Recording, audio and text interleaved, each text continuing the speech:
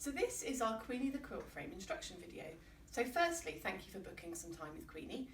This video is intended to show you exactly what's going to go on when you come to your very first session, because with your first session you'll get an hour's free tutorial with me showing you exactly what you've got to do.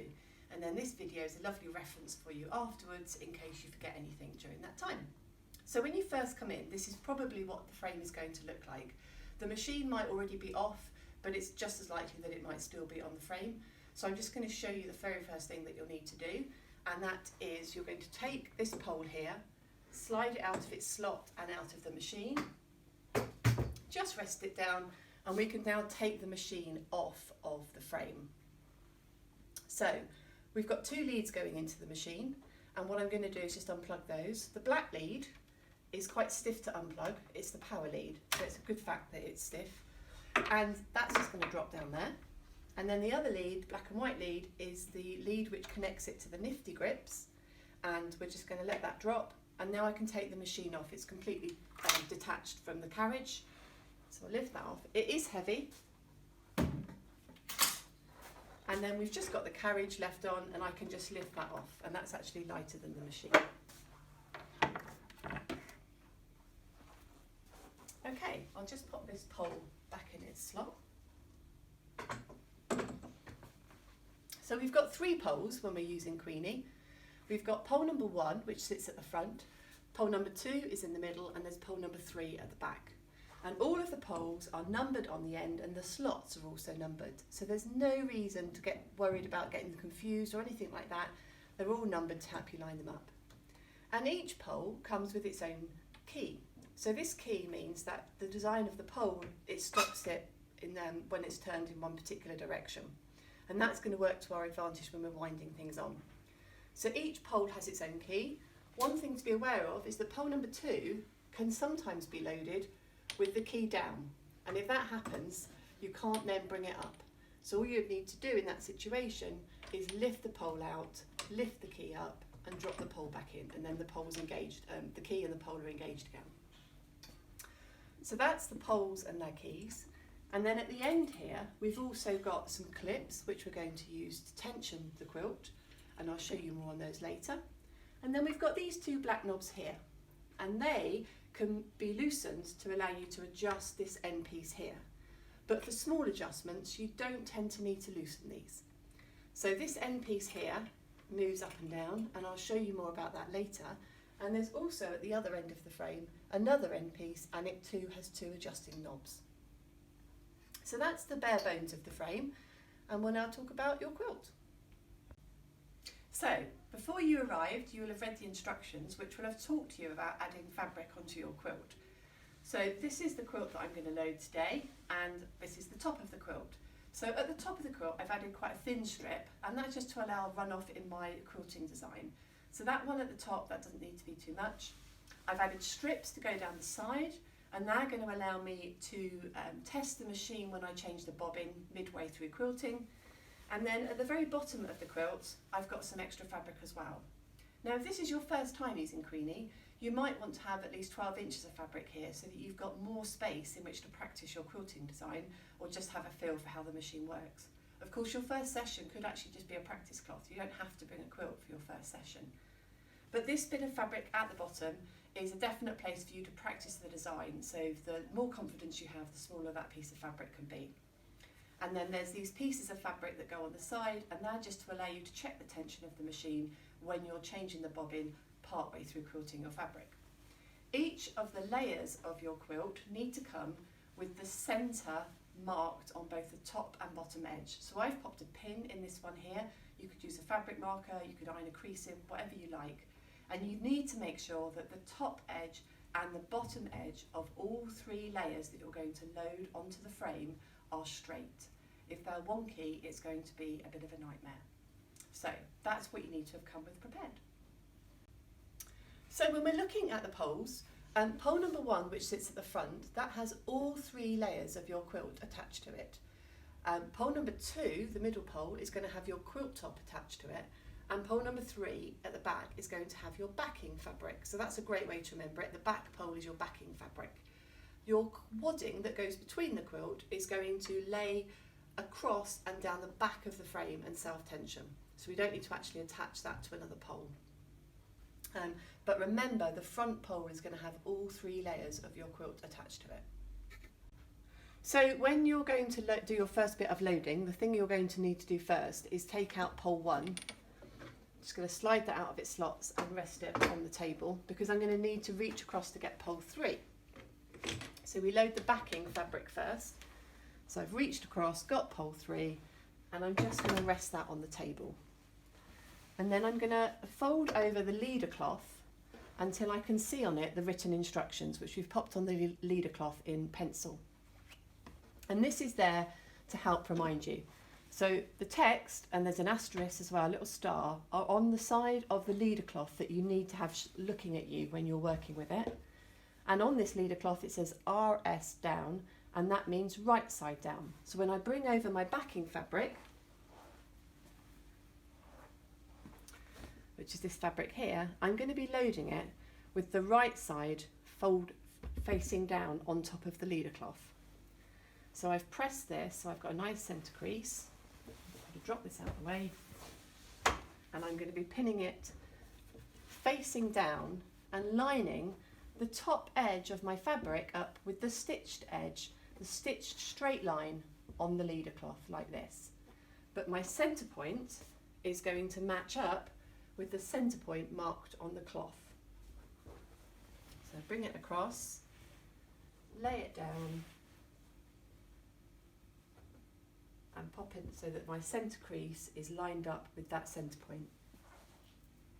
I've got a special Queenie pin cushion, which has got nice long strong pins, and so I'm going to pin at the centre point, and I'm pinning about 1/2 centimetre in, 1/4 inch in from the edge of the fabric. And then I'm going to spread the fabric out from that centre point, left and right, pinning as I go. And that nice straight line that you've prepared on your backing fabric is going to sit nicely with the straight line on the leader fabric. And I'm spacing my pins every 2 to 3 inches. They don't need to be butted up next to each other, so you don't need to have a continuous row of pins. But the fewer pins you have, the more the fabric is going to distort. So every 2 to 3 inches, we're popping in a pin. So this is pole 3, it's the backing fabric, and it's face down on top of the leader cloth. When we get to an end, we're going to take a safety pin. It might already be on the leader cloth, or it might be in the pin cushion, and you're just going to put a safety pin in, and that's just going to anchor that fabric. Sometimes these pins get pulled out, and that safety pin isn't going to get pulled out. And then I'm just going to repeat that process, now going out towards the left-hand edge of the fabric. So pinning every 2 to 3 inches. And when I get to the end, I will pop another safety pin in. A nice piece. This is some 4-ounce denim that you're watching here, and I've pre-washed it because it does have a tendency to leak colour. So safety pin in at the end. Okay, I'm just going to take the pin cushion away. So we now need to roll the fabric onto the pole. So what I do at this stage is I drop the fabric down in front of me, and I lift the pole so that it's going to sit in the slots that belong to pole number 1. It won't sit properly in the slot because it's a bigger pole, the diameter is bigger, but by putting it here it's going to be easier to do the next part of the process. On all of the poles you have the leader tape, and you have these rivets showing where it's been attached. And when we roll the poles, the thing to remember is that the leader tape does not fold back on itself. So this pole is rolled away so that there isn't a fold in the leader fabric. So I'm just going to roll this pole and smooth this fabric out. The leader fabric is a nice strong cotton, and it sits quite nicely. We always push from the centre out so that we keep our quilt loading on the frame centre straight. So twist and a smooth, twist and a smooth. And we're looking for the ends to stay neat and tidy.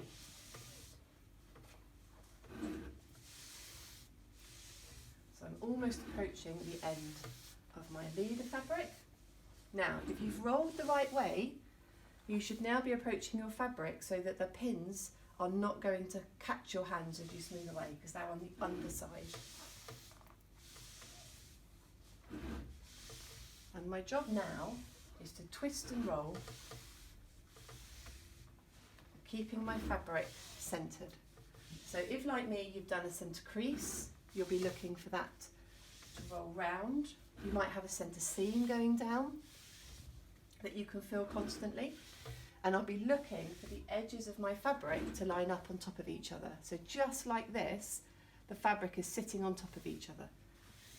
And smooth in both directions so that you don't accidentally push the fabric in one particular direction.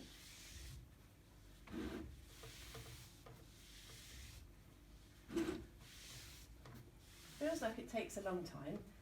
It doesn't actually, although it obviously does depend on the size of your quilt. But remember, you've not had any of that sitting on the floor trying to smooth everything out for 3 layers and pinning it all together. Just smoothing as I go. It's actually quite nice and therapeutic. And as you get better, do a couple of twists and then smooth. Just make sure that it's staying nice and straight at your edges.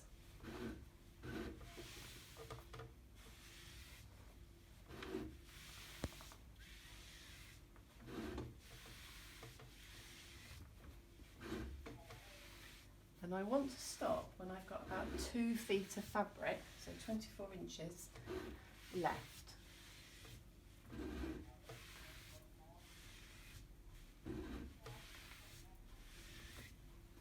So I'm going to stop now I've got that amount of fabric left.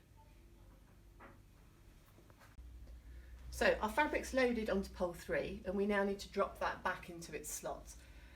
So I'm going to just lift it across and drop it in the key end first and then into the other end of the frame. Now I'm going to be pulling this fabric across to pole 1, but I don't want pole 2 to be in the way. So I'm going to drop the fabric underneath pole 2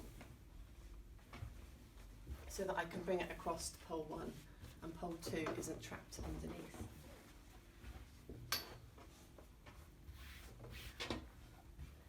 Like so. And then I'm looking for my markings on pole 1. So again, look for the leader tape, leader fabric, and see where the writing is. And on this side, you can see that it's on this side here, there's an asterisk, and it also says fabric not on the leader. So whereas on pole 3, we laid the fabric so it was on top of the leader going up to the edge, when we attach things to pole 1, we're bringing them down to the leader fabric. So this time, I'm doing my centre point, but I'm pinning my fabric on so it's covering just the very edge of the tape of the leader fabric. So just grab my pin cushion and exactly the same principle. Do your centre first and then we're going to work out to the edges, keeping your fabric nice and flat, lined up with the straight line sewn onto the leader fabric and pins 2 to 3 inches apart.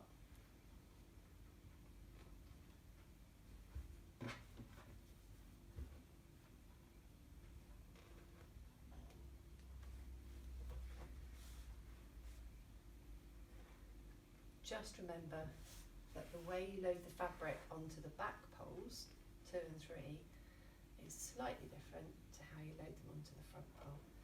But just look, always look at the leader fabric to understand what it is asking of you and telling you. So last pin goes in, and then I pop a safety pin in that end, and then I'm going to come back and do this side.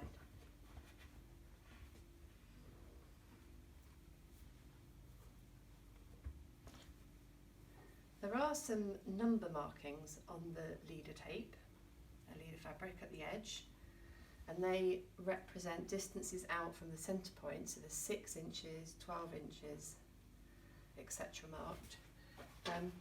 They're just a reference really, so if you know how big your quilt is, you've got an idea of where to line it up, but really everything should sit from the centre out. Doesn't matter which direction your pins go in, if the points are facing to the middle, to the left, to the right, they can face in different directions.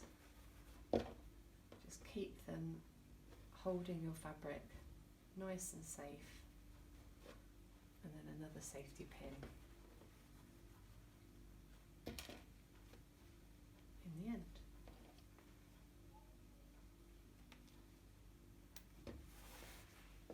Okay, so our backing fabric is now rolled and loaded onto pole 3 and pinned onto pole 1.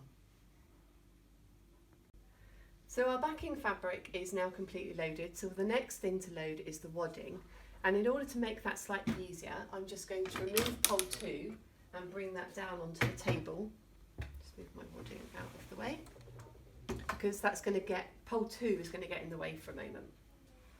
So I've got my wadding, and I've got my centre point marked, and I'm just going to line that up with the centre marker on pole number 1, remembering the back of the set, the wadding doesn't go onto another pole, it only attaches to pole number 1. So match the centres up, and we're positioning the wadding about 1 centimetre back from the front edge of your backing. And I'm just going to put a pin in the centre, and then I can lay my wadding out. So my wadding is actually a bit wider than my backing. That doesn't matter. It'd be more of an issue if my backing was a bit wider than my wadding. So I'm just going to grab the pins and I'm going to pin this in place. So now when you're pinning your wadding onto your backing fabric, but you'll notice when you put the pins through that because you've stepped it back, you're only going through the backing fabric. You're now off of the edge of the leader fabric, and that's exactly as it should be, so don't worry about that. When you get to the ends, you're going to put a pin in the end, and then you're going to put a safety pin in the end, just as before, just to give it that little bit of extra security. So that's that side done. I then come to this side, lay it out roughly as I want it, and then I'll just accurately position it as I pin. And what you should find, if everything's working right, is that any overhang on the edges should be balanced on either side. It should be equal, because remember, everything is pinned from the centre out, and that helps us keep our quilt nice and straight, avoids it running off at an angle. So last pin in, and then another safety pin. So that's gone onto pole number 1, sitting on top of the backing fabric. And there your wadding is loaded.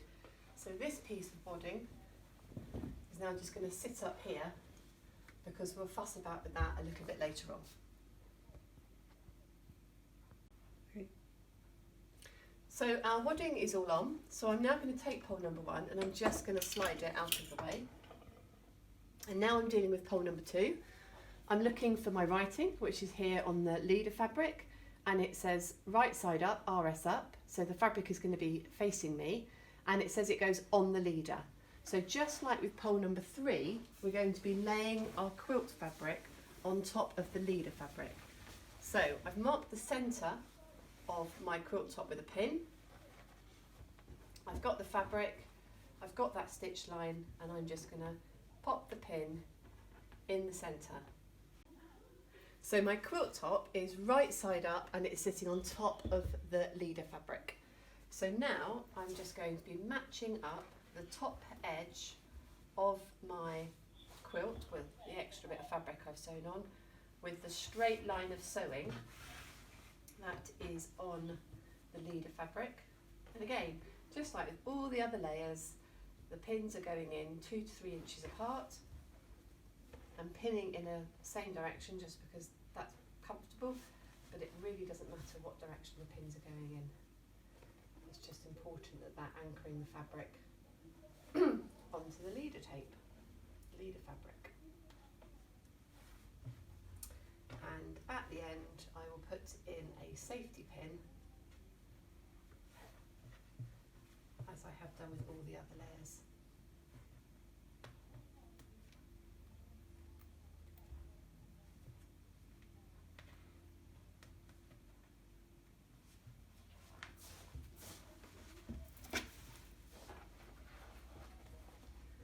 And so this bit of fabric that we've added to the top is just there so that as we finish our quilting, we don't end up stitching through the leader fabric, and that we can run our quilting off the edge of our quilt rather than having it all sit within the boundaries of the quilt, which can look a little bit nicer, but it's a personal preference thing.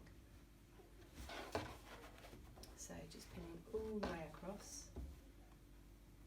Quilt naturally wants to pull away from you because it's falling down onto the floor.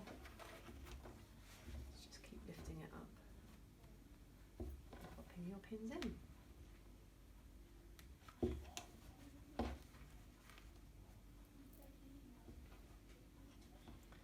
And then another safety pin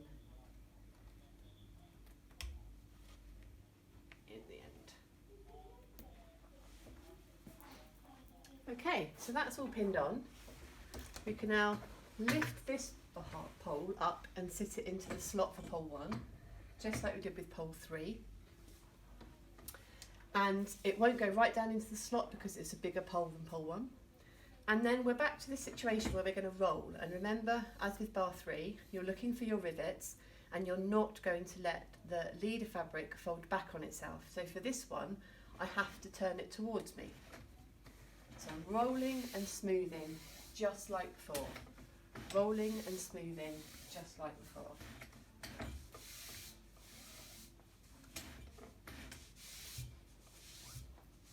And then again, when we get to the section which is pinned, the pins are underneath and tucked away. They're not going to hurt us. So, rolling and smoothing, making sure that all of my edges sit nicely on top of each other.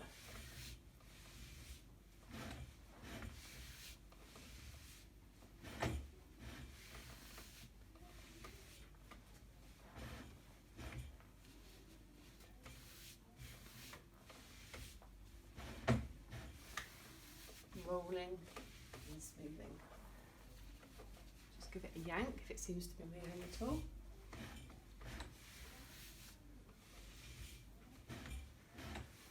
Obviously, how nicely the edges sit is going to be determined by how accurately you trimmed all those straight edges as well.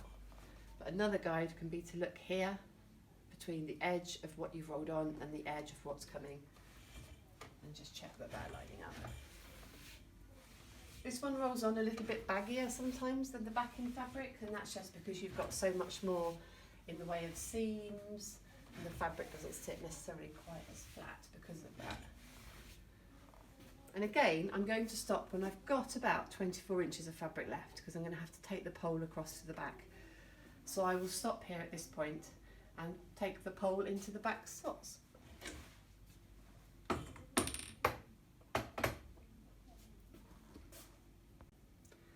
So that pole is now loaded comfortably in its slots at the back, and we've got this edge here, which is the bottom edge of our quilt.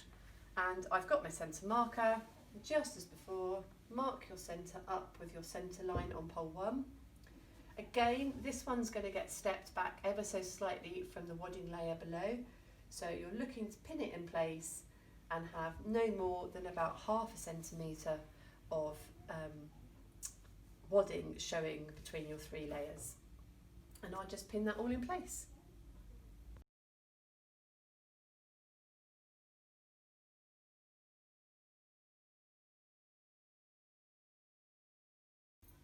Okay, so this is our Juki mini quilter, and when you arrive it may or may not have a thread already on it.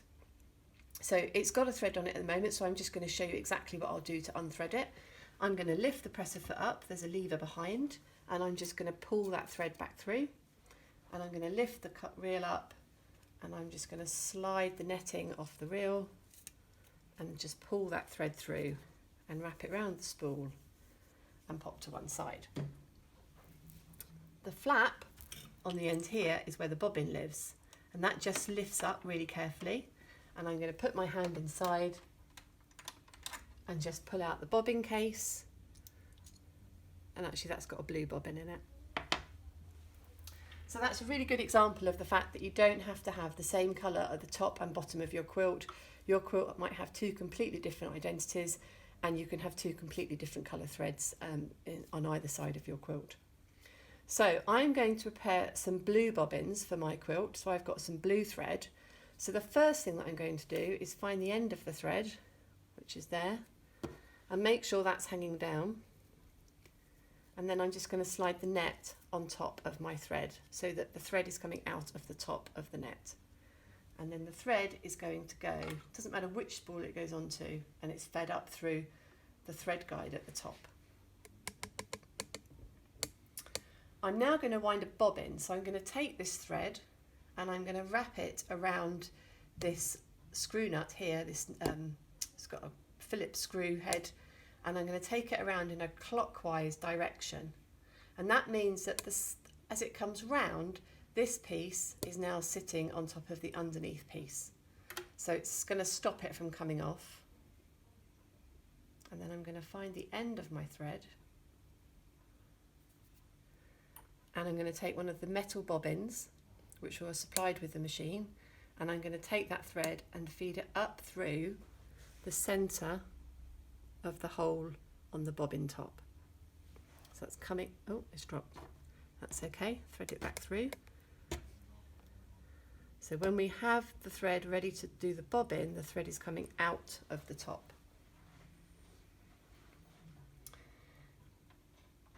And then I'm going to put the bobbin spool down on top of the bobbin spool holder. And there's going to be a close-up picture to just show you how to line the bobbin up so that it sits nice and snugly on top of the bobbin spool holder.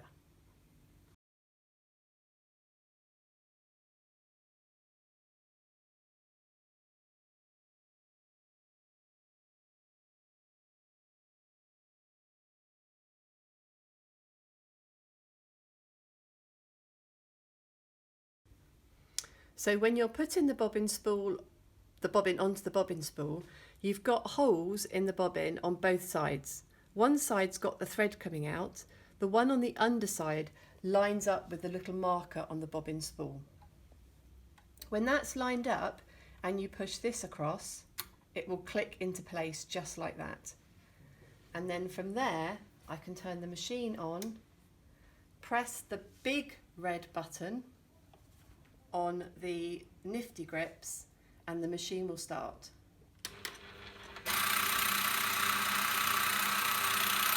And the bobbin will wind until the bobbin is full. I've held the thread in the air, and I'm now just going to cut it off whilst it's spinning to stop that getting caught up.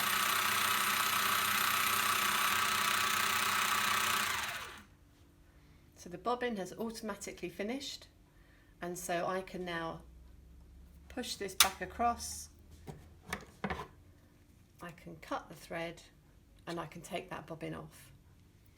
What you must remember is that you haven't turned off the button on the nifty grips at this stage. So when you go to wind the next bobbin and you press the button, nothing will happen. It's effectively just turned off from the bobbin before. So you press the button again and it will start to wind the next bobbin. It's a very simple mechanism, it has no memory, so it just is always turning something on and off. But that's how to wind a bobbin. So we've now got our bobbin wound, and if I just show you this, you can see that it's a really nice smooth bobbin and it's really firm, and it's firm to touch, and that's a good bobbin. If it doesn't look like that, we might need to think about winding another bobbin, because the bobbin is really important. So when you've got your bobbin, you're going to take the bobbin case, it's got the little door on it, and we're going to load the bobbin into the bobbin case so that it's going to turn clockwise. So I'm just going to pop the bobbin in and I'm just going to pull the thread, and you can see that turns clockwise. And then I'm looking for the slit on the side, and I pull the thread down through there and into that part there so that it is freely moving. That's that little area there. And when I pull the bobbin, again the check, it's going in a clockwise direction. So the bobbin case has a hole, and that hole sits towards the top. So when you're ready to put the bobbin into the machine, just open the door on the back of the bobbin case, and that will enable you to hold it comfortably, and also for the bobbin not to come out. And remembering to have the visible hole so that you can see the colour of the thread pointing up. And then we're just going to pop that down into the machine, give it a wiggle so that you know it can't move, and then shut the bobbin door. And you need to have approximately 10 centimetres, 10 to 15 centimetres of thread. So I'm just going to trim that thread off, tuck the thread inside, and then drop the door back down. Now you'll notice that we've moved the machine in order to be able to film this for you.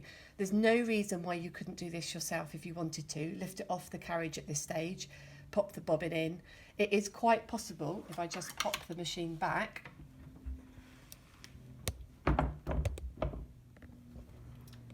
to do it all with the machine on the carriage. You can just step round to here behind the machine and lift that door up and look inside there.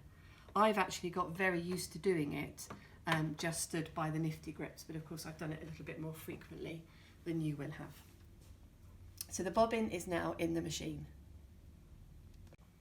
Okay, so to thread the machine, you have chosen your top thread, and that's in here, and the thread is coming out the top of the net that is on top of the thread of cone of thread. We're then going to bring that through one of the thread guides, doesn't matter which one. I'm just going to put that through the one that's directly above it actually. And then we are going to bring it down over to these bits over here. And it's going to go down through the first one, come up and go down through the third one. It does not need to go through the middle one. So like so.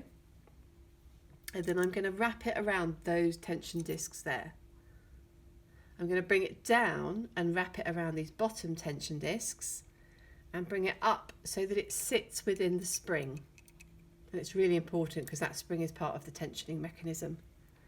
Then it loops under the silver bit next to it and comes up through this channel here before passing around the top piece and going through the eye at the front.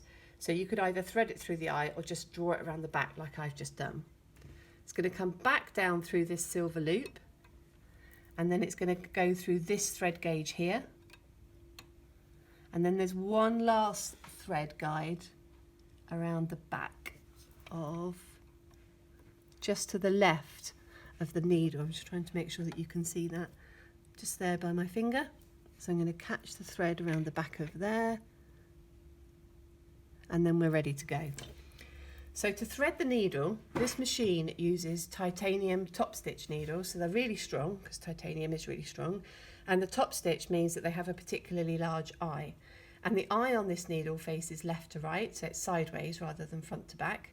And I'm going to thread the needle so that the thread is coming towards me, which is great because it means that you have the light behind you when you're threading it. So I'm going to thread that needle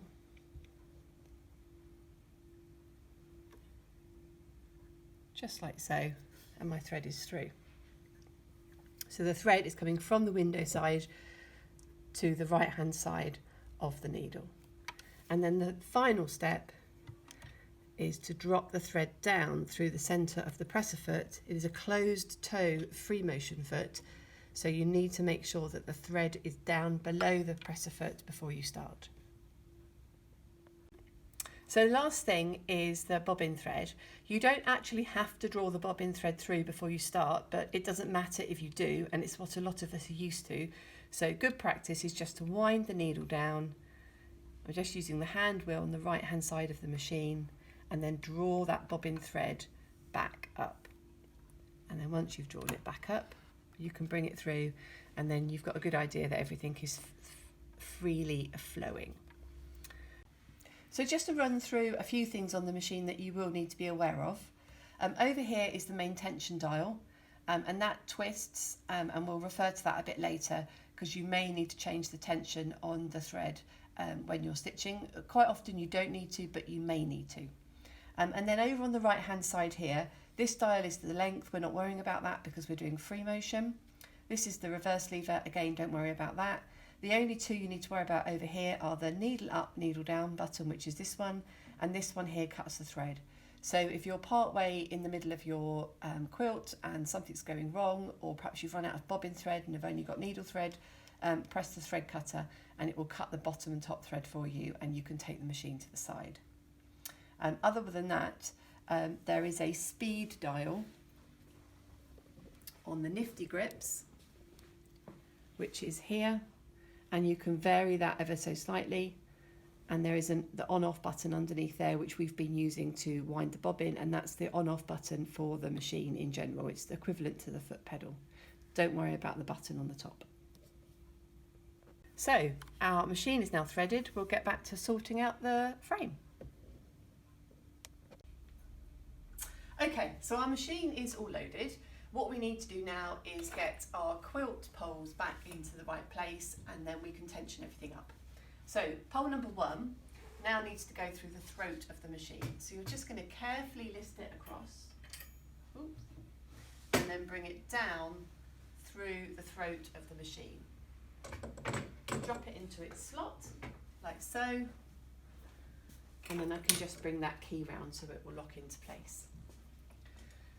We're going to wind on pole number 1 now, which we haven't really done yet, and remembering the same principle, we're not going to have the leader fabric double back on itself.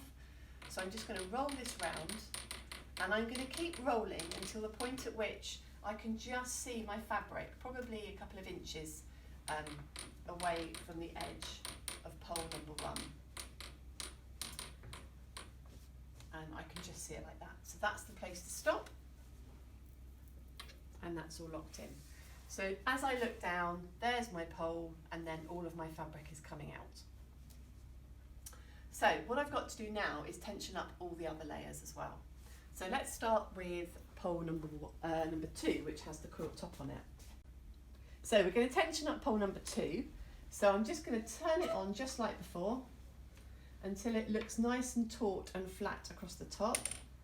I'm going to drop the key down in place, and then I'm just going to check at the other end that the fabric is nicely in place around the pole, and it is. So that's pole number 2 tensioned. I'm then going to bring the wadding back across the top so it's sitting away from pole number 3, like so. And I'm going to tension up pole number 3. And you're twisting, there's a point where there is resistance, and then you're twisting a bit more. So don't stop as soon as you feel a bit of resistance, because it's probably too baggy. So that feels nice and taut. So now I'm going to get my wadding, and I'm going to drop that back down the back. Back, down, back. There's a bit of walking around the frame at this point.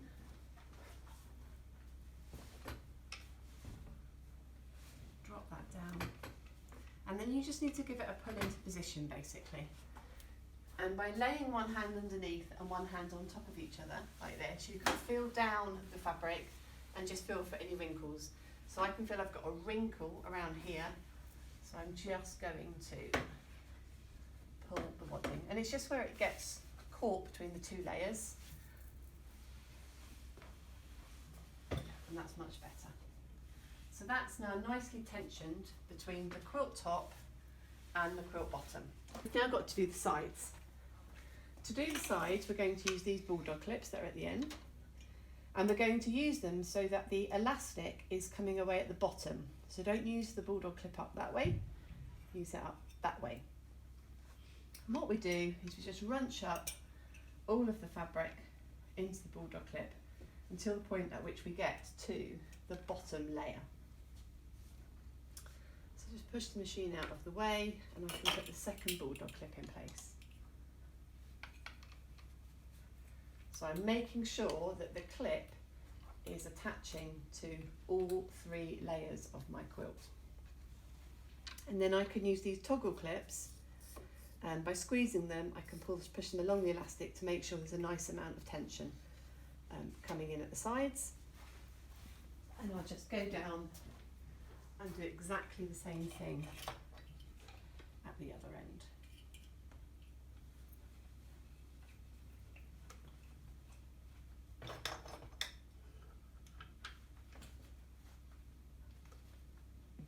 And again, just pull your elastics. It's like hairband elastic basically.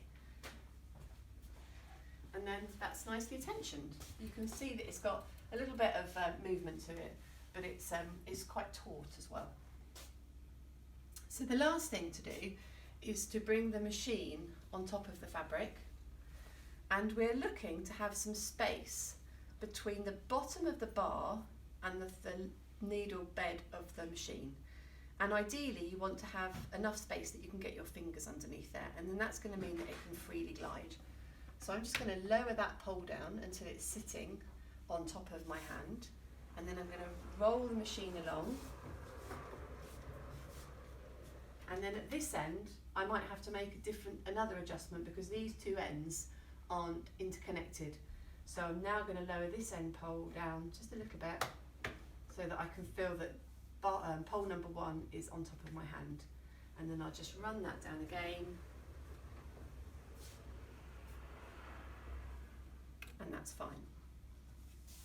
Just due to the way that the poles come together, in the middle you sometimes notice that it's a bit tighter on your hand than it is at the ends. It's just because where the poles are connected, but that's absolutely fine. So quilt is tensioned back to front, quilt is tensioned side to side. The machine is loaded with the thread ready to go. So now you're ready. So what we've got here is a piece of stripy fabric that I've added to the bottom of my quilt. Because this fabric is a slightly different fibre to the main fabric, you'll see that it's just puckering slightly at the moment, just down here. Don't worry too much about that. What's most important is that when you look at your actual quilt top, that is sitting nice and flat. Don't worry too much about this. So I'm about to start quilting just to test out the machine, and that's what these areas are for. So I'm going to hold the tail of the needle thread out of the way because I don't want it to get trapped around the closed toe foot, and I'm going to make sure that my presser foot is lowered down.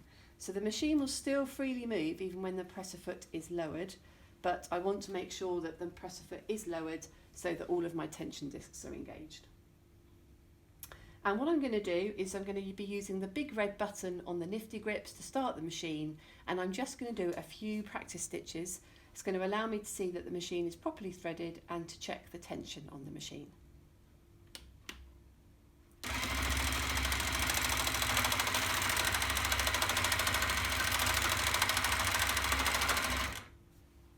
Okay, so you don't really need to do much more than a few squiggles and swirls just to see exactly what's going on.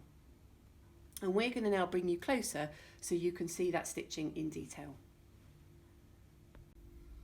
Okay, so if we look at this stitching here, we can see that the stitching is nice and flat, the fabric isn't puckering, and that there is no of the bobbin thread, none of the bobbin thread is coming up and showing through on the top side of the work. If we look on the underside, which is very difficult to show you, it looks exactly the same. So there's no looping through on the underside, and that would indicate that the top thread wasn't properly tensioned and properly threaded up. So with this stitching as it is now, I am confident that I would go on and quilt. But we need to make sure that we do this so that you can see exactly what is going on with your thread. So don't skip this step. So on this example here, you can see what's called eyelashing, and this is where the bobbin thread is coming up because it's loose, and it's allowing the top thread to pull it through. And you can see it on this curve here. Eyelashing appears mostly on curves, so somewhere where you're going relatively straight you won't see it. But this is an indicator that the bobbin thread is loose, which means that the bobbin has not been properly threaded up, so it might not be properly wrapped in its case, for example. So if you get eyelashing on the top, that is a suggestion that the bobbin is loose and we need to take the bobbin out, rethread it and put it back in. So on this example here, you can see that the stitching is a little bit loose on the top of the fabric, and actually there's quite a big loop come through there. That's an example of when you haven't put the presser foot down on the machine, so the top thread is too loose. So if it looks the thread looks quite loose on the top of your quilt top, it's likely that you've forgotten to put the presser foot down.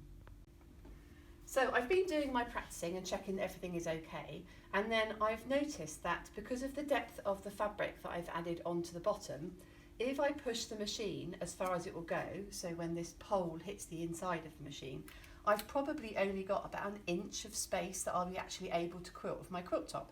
So I actually need to roll this quilt on before I even start. So I'm going to show you how to roll the quilt on. Is when you're ready to roll on, is have your machine so that the needle is down and the bar is against the back of the machine. So exactly this position now. So basically you've extended as far as you can go within the normal throat space of the machine. And then once you're there, you're going to leave the presser foot down, the needle down, and you're going to remove the tensioning side clips. So I'm just going to remove those at both ends.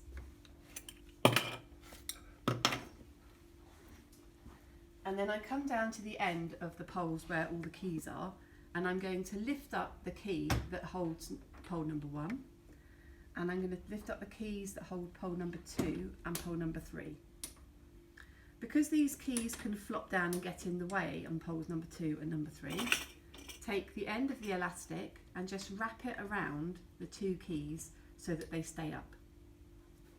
And then what we're going to do is, it's really simple, it's going to come back to pole number 1 and just wind pole number 1, and as you wind you'll see that the machine moves and it creaks. So I'm going to stop about there because I want to be able to take my quilting off the edge of my quilt top. So I still need to be able to see some of that original fabric. So I'm going to pop my key back in on pole number 1, so that's locked in place. Remove the elastic from poles number 2 and 3, and I'm just going to wind pole 3 on and drop the key down, and wind pole 2 on and drop the key down. So I'm looking for this still to be nice and taut. I'm going to pop my clips back on.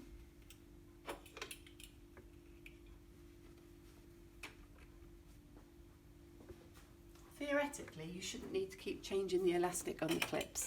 Once you've set it, you should just be able to re-clip each time.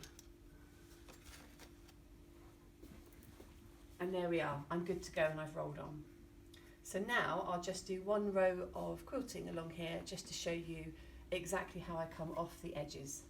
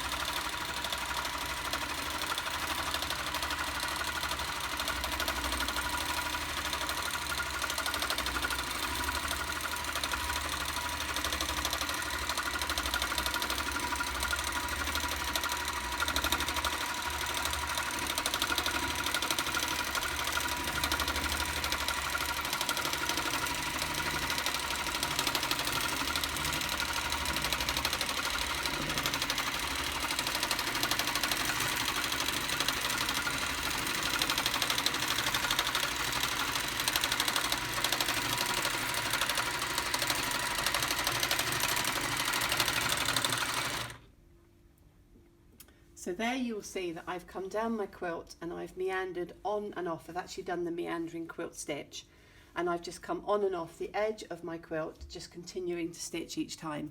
And at the end, I've used the edge to travel up my quilt, and then I'll be able to do my return pass back to the other end. Depending on the scale of your quilting, you may only get one forward and one return pass before you have to roll on again. So that's entirely up to you and the style of quilting that you choose. And then you would be rolling on again. It doesn't matter if you're rolling on from the right hand side or the left hand side, all of the principles are exactly the same. And so you would continue to quilt until you get to the top of your quilt, and then if you have a top strip, you're going to do exactly the same. You're going to quilt into your top strip. Otherwise, you just need to be careful that you don't quilt onto the leader tape for pole number 3. And then you'll be ready to unpin it and take it all off. So what do you do when your bobbin runs out? When your bobbin runs out, you'll notice on the top of your quilting that you've just got one continuous thread. So stop where you are. You're going to use the thread cut button on the machine to cut the threads, and you'll take it back to the start, either end of the machine. It doesn't matter which one, either end of the frame. Load your new bobbin in. It is advisable to have pre-wound some, and we talked about that. So load a new bobbin in, and then just do a little practice on the side panels of your quilt before returning the machine to your finishing point, so that you can restart. And when it comes to restarting and finishing off midway through your quilt, you need to make sure that you've got 3 or 4 inches of thread that you can sew in to secure off those ends. So that might mean when your bobbin finished that you have to unpick a few stitches to create that length of thread to thread in. And therefore, when you start, make sure that you've got some bobbin thread showing, feels like a tongue twister, so that you can again just finish off those ends securely so that your quilt doesn't start to unravel. But it's really simple and you don't need to worry. Underneath the quilting frame, you will find the toolbox for Queenie and the quilting frame. So if I just open it up and show you a few of the things that are inside, there are extra needles, should you need an extra needle. They can all be found inside. There's a few screws, they can go down there. There's a pair of scissors. There is also in here a magnetic stick. So if you've dropped or broken a needle and you're trying to find the bottom part of it, this is magnetic at the end and can be popped inside that compartment over there. So that's a magnetic stick. We've also got a bit of oil, but you won't need that. And there are some spare safety pins in the black tin. But primarily what you might need to use is find yourself an extra needle. And there's also a fluff brush should you need it as well. So that's all in the toolbox, which sits underneath the frame.